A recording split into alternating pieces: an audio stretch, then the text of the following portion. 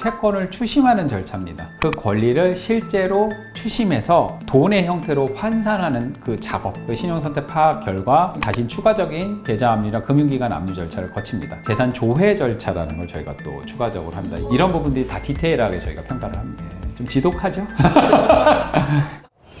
안녕하십니까. 돈 받아들이는 변호사 최병숙 변호사입니다.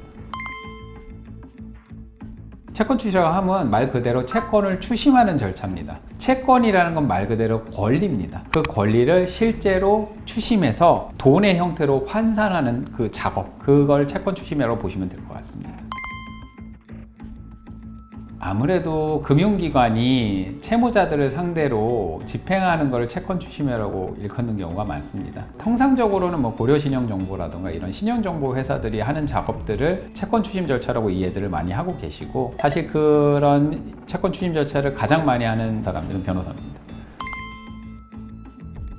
저희 사무소 같은 경우에는 자발적 이행을 먼저 공고를 하고, 자발적 이행 공고가 제대로 진행되지 않았을 경우에는 계좌 압류를 하고, 계좌 압류에서 제대로 된 회수가 이루어지지 않았을 경우에는 신용정보 조사 절차를 거치고요. 그 신용선택 파악 결과 다시 추가적인 계좌 압류나 금융기관 압류 절차를 거칩니다. 그 후에 별도로 파악된 부동산이라던가 다른 자산들에 대한 압류를 시작합니다. 부동산이나 이런 다른 자산들 압류를 마친 이후에 통상적으로 재산 명시 절차라는 제도를 진행을 하는데, 이건 법원을 통한 절차고요. 채무자에게 본인의 재산 상황과 변제할 수 있는지 여부 등등을 확인하는 절차를 말씀드리는 건데, 명시 절차를 통해 상대방이 솔직하게 밝힌 재산 상태 파악을 해서 그걸 기반으로 추가적인 압류를 한다던가 지급을 받고, 사실 근데 재산 명시 절차는 형식적으로 이루어지는 경우가 대다수고, 그 다음에 그 명시 절차 진행을 한 이후에 재산 조회 절차라는 걸 저희가 또 추가적으로 합니다. 이 절차는 신용정보 조사랑은 좀 다르고요. 마찬가지로 법원을 통한 절차로, 예를 들어 금융기관에는 금융기관이 보관 중인 그 채무자 명의 금융자산이라던가 국토교통부나 부동산 자산이라던가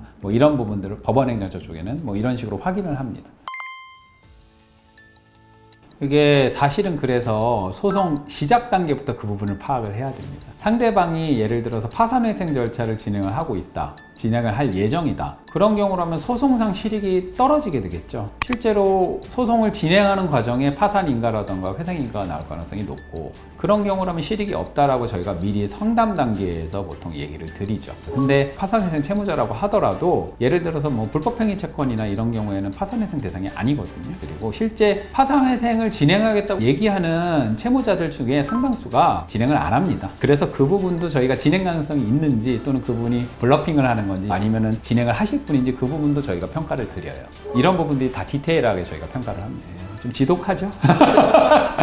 근데 이 부분은 말씀을 드려야 될 것 같아요. 소송을 시작하는 단계에서 저희가 모든 걸 파악하고 말씀을 드려야 되고, 항상 고려하는 거는 이분은 어쨌든 착수금이라는 형태로 저희에게 전문가에 대해서 대가를 지급하고 본인의 일을 맡기시는 거거든요. 그 맡기는 단계에서 정확한 기대를 드리지 않으면 소송 결과 단계에서 실망하셔서 클레임을 하실 가능성이 100%입니다. 그렇기 때문에 착수 단계에서 그 부분을 정확히 예측을 드려야 돼요. 어렵게 생각하지 마세요.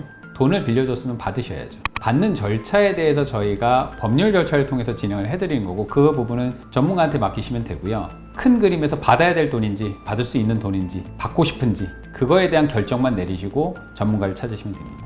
나머지는 전문가가 합니다.